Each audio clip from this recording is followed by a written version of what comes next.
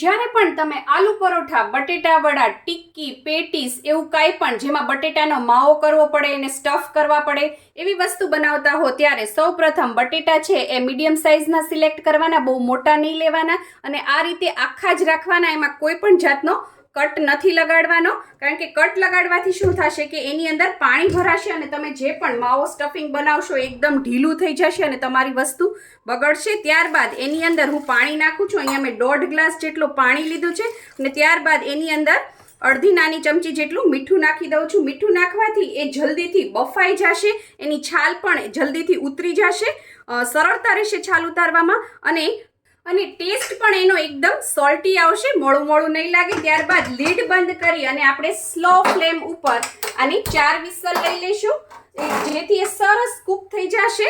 આવી જ idea, tips અને રેસીપી માટે સબસ્ક્રાઇબ કરો પૂનમ્સ ફ્લેવર કિચનને.